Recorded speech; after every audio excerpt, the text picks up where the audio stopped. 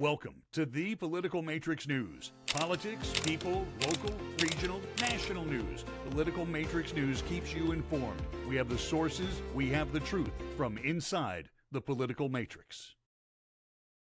Hello, welcome back. This is Greg Fink here with Jonathan Cole and the Political Matrix News. We have a special guest today, Charles Barfield. And how you doing today, sir? Doing well. Thanks, Greg and Jonathan. Thanks so much for joining us. I know we just had a long discussion earlier about politics and legal issues and stuff like that in a book that you wrote. And also, let's go ahead and talk about now, if we could, about the church that you just started.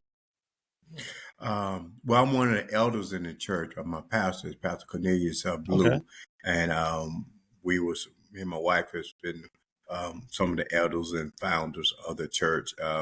It's called Birthing Place Right. Worship Center in Sanford, Florida, and we just believe in loving on people and showing people who they are, That's great. identifying them as the kingdom of God, and basically Jesus has already resurrected and restored man in us and purchased all our sin with his blood.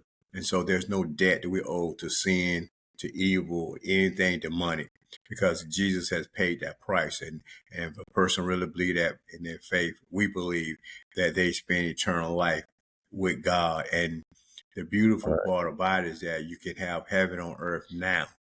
You know, that's the kind of God that we serve. I mean, he talks about, one of the scriptures, my favorite scriptures, that when in First John it said, "Beloved, I wish above all things that you may prosper and be in health, even as your soul prospers." So that scripture tells me God cares about our wealth, our health, everything about Right. us is intentional, and we serve an intentional God. So we're doing things. I think we have an outreach at Birthing Place Worship Center this weekend, where we go out to give things out to the homeless and let people know about Jesus Christ. So we're not too big or too small Right. to not share the good news of the gospel. The gospel is Yeah. too good to be buried. So The people homeless, need to know the homeless there are people definitely need. that's in a hopeless situations now, that they feel like, their oppression, depression, and all those isms and class warfare, political welfare, racism, Right. all those things, economy, um, politics, but yet there's still goodness in the earth.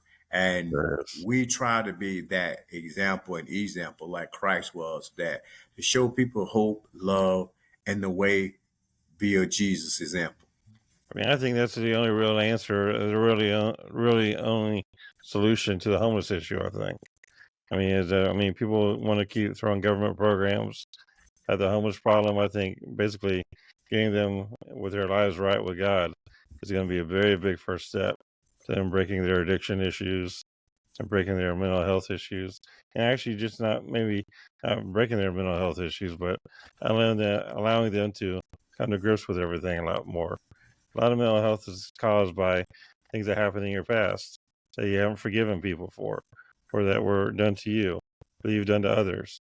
Getting your life right with God and everything else does go a long ways, and we're correcting a lot of that and helping a lot of that, in my opinion. Greg. The church can play a fundamental role, but the government got to play a role too. It's like It does. there's never one silver bullet to fix complex No, there's problems not. that's been along for decades and centuries. Everybody, So exactly. the churches don't have that financial Yeah, they ability to don't. do that, and The so government needs to help them with that instead of the government doing the it themselves. government need to help the church and Exactly. be better stewards, and not all the excessive red tape and that a lot of churches don't get involved in a lot of things Right. because of the government The narrative, access of the whole this and that. They separation of make the church and barriers state. so unreasonable, you know? Exactly. They're so worried about the separation of church and state thing that Right. the ACLU and everybody throws at them. They start wondering, sometimes, I mean, I don't think they understand that it was about the state controlling the church, not the state assisting the church. I mean, Exactly. at the end of the day, it's about helping people get off their feet, get back on their feet, and get up, instead of us having them keep on looking for a handout. They're looking for a hand up. People are looking for. They're looking for help to get out of the situation they're in. They don't want to be Yeah. in that situation anymore. And once they get And out of most that people, situation, they become much more progressive, and they become much more productive for the community. And the community wins. Everybody wins. I mean, there's a much more probability of them living a better life, which is less drugs, less alcohol right, abuse. right. More about going toward heaven, more toward about living a better world and everything else. And that's the whole idea, I thought. Because I think it goes to that too, is that there needs to be a confluence of church and state instead of a separation on this issue, because Right. I mean, it's been The homeless are discussion kicking for our a butt. long time. There was always, and it goes all the way back to the New Deal in the 30s, but like there was always a saying in this country that the government wasn't here to take care of people. It was up to the private community. And prior to 1929, you had community chest, you had poorhouses, and it worked to an extent. But when the Depression came and almost a quarter of the country was unemployed, and we got overwhelmed with stuff, and the private sector couldn't keep up by any means. I So I think a think lot the of New Deal, I think a lot of it is that the government helped create a lot of the problems, and that's I one thing. don't know. Social Security came along, and it kind of helped at least avoid the poorhouses, and Well, that did help, Medicare but came along, and it helped seniors get care. And like the CCC back in the 30s, a lot of people don't realize this, but helped us win World War II because it took a lot of youth off the streets or that were poor and give them jobs. They did a lot of construction work, and they give them kind of an organized background. that's all a And good then, part. huh? That's a good part. I'm talking about with the Yeah. increased taxes and all the increased regulations, and all the Well, increased yeah. bureaucracy and everything I'm else, just saying where is that the they keep people government and down. the churches and the private sector need to all come together to help on Exactly. this instead of this. The left seems to want government to do it all. The right wants the government not to be involved at all. I But mean, we there's didn't got to create. be a happy medium. I mean, we didn't create this inflation. This inflation was not created by us. I mean, this is job loss that we've had nationwide was not created by us. The housing crisis, we did not create that either. The government created all three of those by over paying too much money in the system and basically not understanding their own monetary job of how to handle the economy. They Well, over.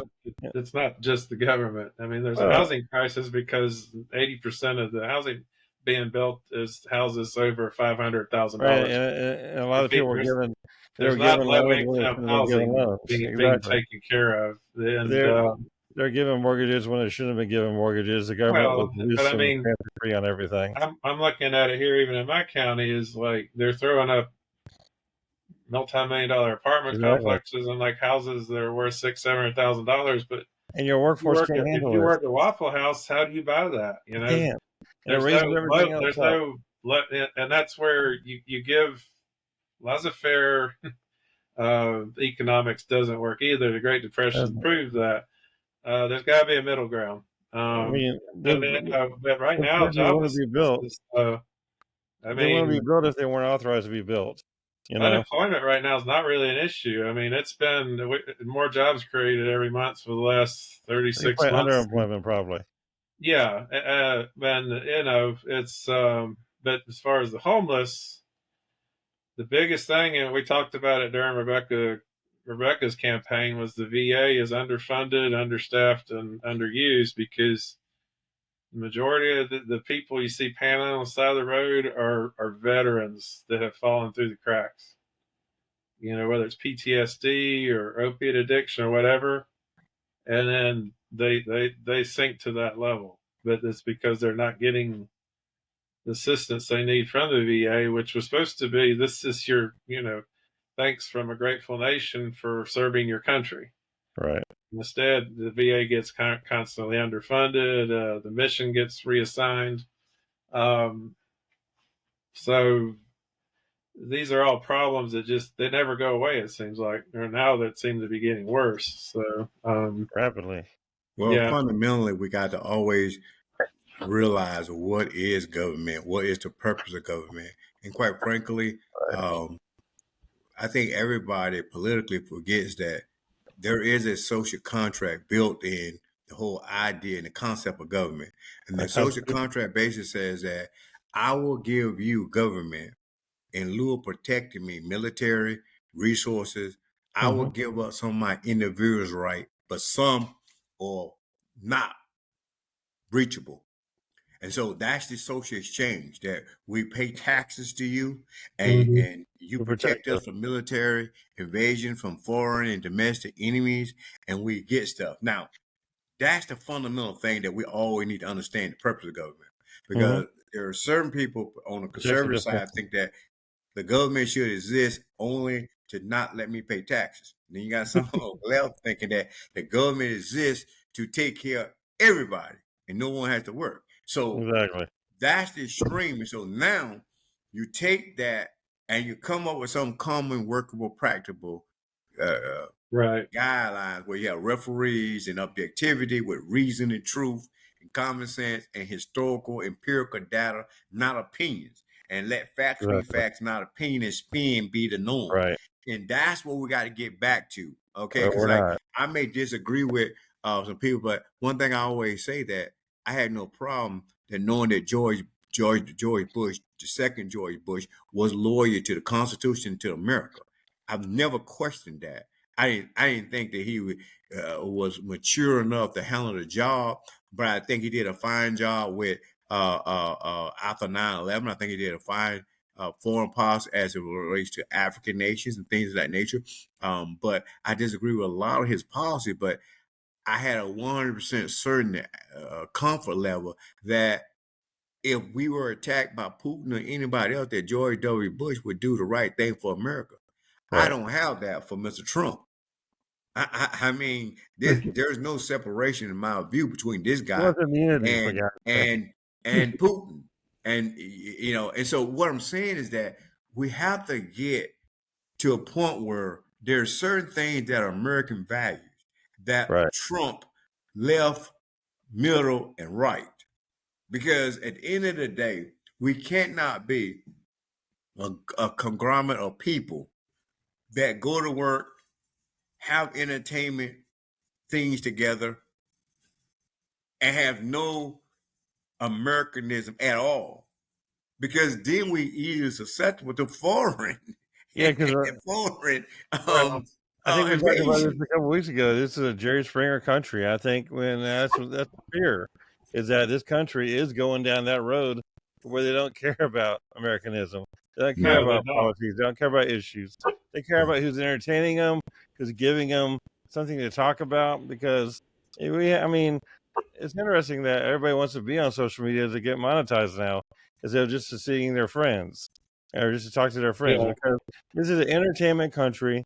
It's been driven by entertainment ever since entertainment was created. And I mean, we love to be entertained. We love to entertain people as well. And that's what we're looking for in leadership now, is who can be the most like Trump. And actually, Gavin Newsom, if you pay attention to Gavin Newsom recently, a lot of his nonverbals, a lot of his vernacular, a lot of his ways that he's talking are very similar to Trump. And was like 10 or 15 years ago. He's trying to become the new liberal Trump, in my opinion. I mean, if you actually pay a lot of attention to his nonverbals like I do, and look at his cadence and the way he does everything, he's just trying to become the liberal version of the entertainer of Trump. And that's it's sad. Everybody's throwing policies out the window about small government, about family values, about putting people first. Everything that we're founded upon. They all just want to talk about, how are they going to entertain somebody? And that seems to be a trajectory that we need to reverse or stop very quickly. The question is how you do it, because like I said, no idea. You've got news media that change it. And it's like in the response I made the other day on Facebook to what I thought was an inflammatory piece is like, we can't have this thing in this country where you label people that don't agree with you as demons or Exactly. enemies of the state or ruinous or So labeling is unchristian. And ridiculous. it's like I've always ascertained, even if I don't agree with you, you're just a fellow American with a difference of opinion. Everybody needs to grow up. Really, Exactly. And actually, we all have our political tendencies, but at the end of the day, what has always made this nation great is it's a yin and yang. If we don't have a Right. balance between both sides, and one side dominates, you kind of you get into some bad It doesn't work. territory. So there has to be a give and take. There has to be a balance there. But when you're demonizing the opposition, and those news agencies, both sides, they do it. You're creating this environment in this country where we're right now, as far as rhetoric, about the only historical parallel to me. Everything's about historical parallels. Pre-Civil War. I mean, it's just the South seceded on one predicate, and that was Lincoln getting elected, and that's because not he had done it. They had convinced himself that he was an emancipator who was going to take away slaves, and that was not what he intended when he started. Right. In fact, the Civil War was him trying to preserve the Union. Fortunately, the end of slavery is an excellent byproduct of that war, but we started that war where almost 1 million Americans were killed in this country because of perceptions that have been fostered by the news media of that time and other elements. So Right. we're kind of getting back into that same territory again. Well, now we have. You mentioned something. America's greatest sin and greatest tragedy is slavery. Mm-hmm. And there's been no reparation to African American slave owners. And people always say, well, what are we going to do with it now? Well, we can find a way to give billions and billions of dollars to to Israel, to, Ukraine. We just can magically print money to do things for whatever we decide we want to do it for. And we still have not done right when it comes to the African American people, and we let other groups, minority groups, migrate over here, and we legislatively bless and give them, equip them to be successful. And we never have done that for African American people. And that's always going to be the Achilles heel, socially, politically, racially, socially, intellectually, however euphemism or adjective you want to describe. It is that thing that America can't even acknowledge in a large enough mathematical statistical numbers to even deal with. So we rather be cerebrally ignore that perpetual, painful sin economically and all that, and so we can't let that be a taboo subject matter. We need to start trying to fix that. But I believe this though, in the last maybe 10, 15 years, God has pretty much given me these. I believe that biblically, Bible-wise, spiritually, politically, I believe these are the four, what I call the four satanic perversions that the war between good and evil, or God versus the devil, it boils down to one: identity. People don't know who they are. They're confused. That's why we have the alphabet, whatever it is, the gay movement. You have people don't know who they are. They have people that's been raped and molested, and they have identity issues. And like you were saying earlier, Greg, many of these mental illness start from pain, oppression, violent, attacks against people within their own home, family members, and it's suppressed, and then they get to a certain age, and then boom, they got to deal with it. So I think people have a identity problem. The second, what I call a satanic perversion, is idolatry. We're worshiping people, things, images, entertainment. We worship everything but righteous things of God. And I believe this. And the third, I believe, is the image. the devil always want to create an image. We have politicians and judges. We talked about Mr. Hur earlier. People can have the truth in transcript, but they want this image to be out there, or Right. deceptive image. So people don't know who they are, and sometimes they live. The image becomes real. That's the issue with social media. Some people live their life on social media, and that's not real. It's No, delusional. But it's Mhm. most fake. millions of people believe that.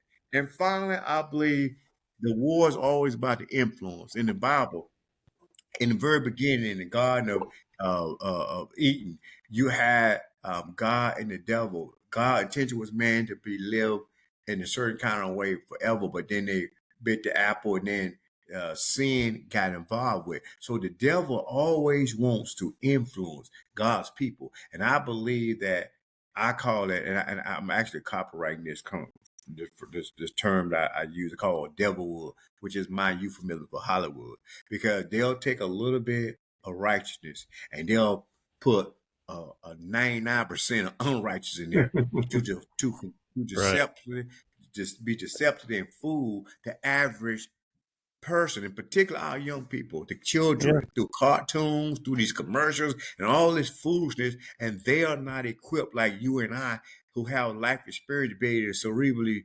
reject certain Yeah. things that just not again that don't make common sense because they are not equipped with it. But the difference is that we had the ability to go outside and ride bicycles, skate, and play and things like that. And here these days, these kids I are know. born with a cell phone. Technology, Exactly. that's all they know. So it's hard for them to have analytical skills because everything is in this image, this identity. You get a kid 10 and under without a cell phone, it's almost as like They go in their crazy view, without it. you trying to kill them. Exactly. I mean, if they don't have a PS5, a cell phone, a Nintendo Switch, or something else, I mean, they are going insane. I mean, Yes. and that's the whole thing is that they're messaging, they're doing all this stuff, and that's, I mean, that's what they're hooking in the kids, and that's what we're hooking Well, Yes. think in about our it. future. When I was a kid, when me and Charles were kids, we had Ataris. I played Yes. Exactly. We Pong. had it. Sorry. We played I'm a little bit Asteroids younger and than y'all. Space Invaders. And now Space they've got Invaders these and games. Galaga. Yeah, but now they've got these games where you're a person shooter, and Right. it's 3D graphics and Yeah, I heads are Right. even exploding and guts are going everywhere, and it's almost like being unplug it. seen in person. And so, how you don't think that desensitizes It a kid does. when they're shooting people in the head and It's doing definitely things? training It's them. like it's so in the gaming industry alone, that's where we have devolved in the I last mean, 40 years. there's a lot of Uh, those games. If you go through the hallways, you can simulate the hallways of a school, yeah, or hallways of Yes. a building, or yep. hallways of anything. I mean, at the end of the day, every building has a front door and a back door and a few The side Las doors. Vegas shooter was like in all these chat rooms with the sniper game. That they Yeah. found that out. So he was kind of Um, practicing ahead of time. But I I mean, mean, dude, but then that's how you learn in the military. The military is doing the same thing for training. I yeah, mean, never get people say that we're crazy for saying that, and I mean, I'm a very big 2A guy. I'm a very big gun supporter. However, I'm also a smart guy too. And so whenever people start saying that, I'm crazy for saying that the video games are the problem, or that all this issues from society and the social media is a problem. It's not. I mean, they're actually training people how to shoot terrorists and how to shoot the enemy with these video games. I hmm mean, they're using these video games in the military to train sharpshooters and and assassins and the hmm CIA and the NSA and all the dark ops fields. And so maybe I'm not too far off to think that those video games are not a good idea to just give some person that has mental ill issues and exactly. to play with when But their how do you parents is fix that? a babysitter for the parents. And Oh well, yeah, we got to figure out parenting. I mean, I think this generation of parenting is just thrown out the window. Period. I mean, you got parents who are on drugs raising their kids to be on drugs. You got parents who are drinking raising their kids to drink, and basically the whole parenting mechanism of Generation X and the millennial generation is not the same as it was in the baby boomer generation and the generation before that, the great generation, World War II generation. They actually knew how to do parenting, I think, a lot better. They had a lot better job at it, in my opinion. Well, again, Because right now, the parenting method is methodology currently is pathetically bad. yeah. There's no Well, God I think we anywhere have in to there. get back to again. It's about parental responsibility and Have a spiritual scope. accountability. And I think spiritually, spiritually, your greatest job as a parent is to equip your child to be a productive citizen, Exactly. and treat them in a way that God will have you to nurture them. That's Right. your high responsibility. And we stick to that. That means you will stop any kind of encumbrances that could hurt and harm them. And that means like being engaged. I believe in the Second Amendment myself strongly. However, I also believe in reasonable gun restrictions and stuff like that. See, the problem I have with the extremists with the Second Amendment is every amendment, first to you name them, all have some type of restriction. You Yeah. can't just go get a driver license without some credentials. Everybody, everything we do is regulated, but I don't understand the logic of people getting a Uzi or AK-47 just spraying That's police illegal. officers and everybody, kids. These are babies, and at some point, we just got to say, now I don't necessarily am that comfortable with this. I don't know the name off the top of my head, but there's a kid that did a shooting recently, and his parents now both are on trial. Mm-hmm. Right. And I don't. To me, as a I agree with lawyer, that. I'm kind of more conservative on that issue because that to me is too big of a leap. Right. It is. Unless you Unless can they prove unless they trained them or they bought the ammunition for them and gave them directions on how to use right. it. That's different. If they did all that, then yeah, Florida. they should be on trial. Mhm. No, that is the issue in Michigan in that case is they purchased the handgun and the ammo for him. They told them to do it. They didn't tell him to do it, but I mean, you the point is, technically in this country, and I know that's very loose because we've all had guns before we were 18, but like you're not supposed to, but if you provided them with the firearm, but also the rhetoric, and this was stuff that they found on both these parents, the social media was, kind of contributed to, what we hear at homes, what becomes our way of life. It's you're raising your children, even if you choose to do nothing. I mean, Right. children grow up in response to what you do. And the saddest part is that none of the laws are going to It fix is a stretch for it, but maybe it's a way to address the problem. I don't know. I'm just trying to figure out which law is going to fix it because I mean, there's already so many laws out there. They know they're doing wrong. I mean, the communities are shooting each other up. Blacks are shooting blacks. Mexicans are shooting Mexicans. Whites are shooting whites. Everybody's shooting each other, and they know most of them don't care about the gun laws. I mean, most of these killers don't care about laws. That's why they kill. That's why they sell drugs. That's why they do bad, evil things. That they don't care about the other laws either. I don't care about the laws that say don't sell drugs. I don't care about the laws that say, don't rape underage girls. I don't care about those laws either. I don't care about the laws that say don't beat up people. I don't care about laws that say don't cheat on my taxes. I don't care about the laws that say don't do identity theft. I don't care about any laws. So the whole idea of making any laws to fix it isn't going to work. We had to fix the nature of the community and everything else.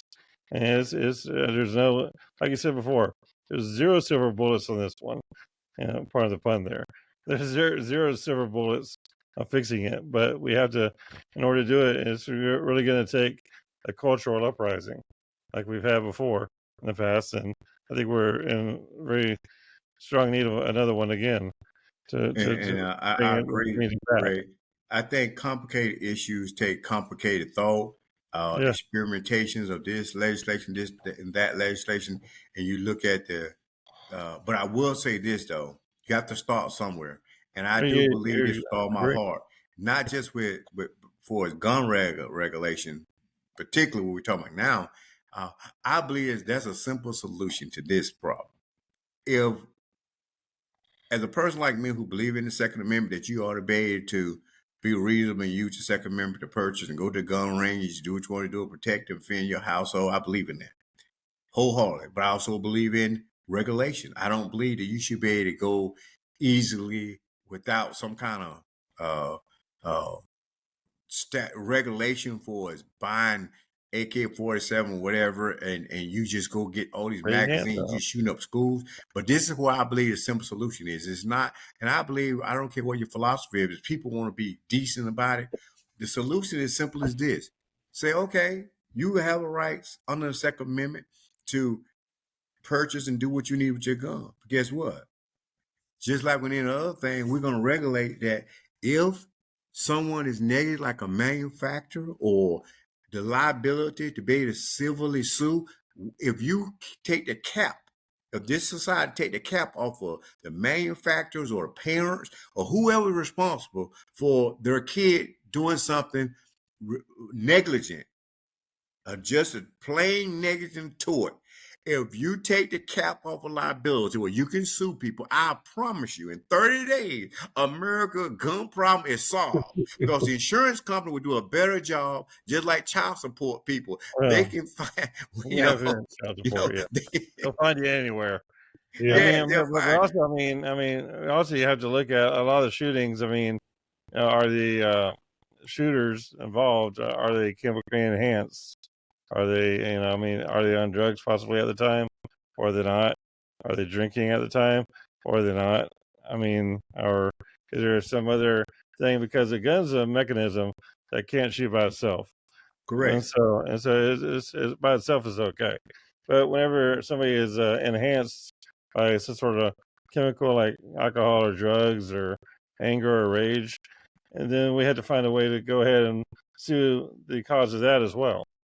I agree. But those, just like any other trial, though, Greg. Jack Daniels and Winston Salem's, or Jack Daniels and Colt 45. Just you see the gun manufacturer and you see the big guy. You see both of them at the same time.